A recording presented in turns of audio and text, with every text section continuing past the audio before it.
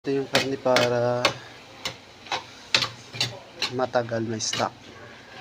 Frozen natin yung Shanghai. Nalas. Lagay na natin yung gulay. Gumamit tayo ng food processor para hindi na tayo mahirapan maghiwa mga lodi.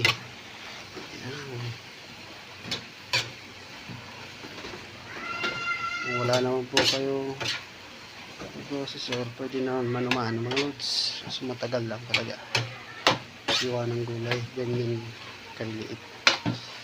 Tiyaga lang mga lods.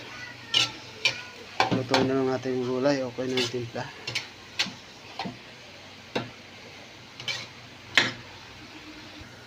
Sabi nga ng Bombay, mekos-mekos na yun mga insan. Daan na ng tornado. Ayan na, tapos na, luto na. Ayan mga lods, okay na.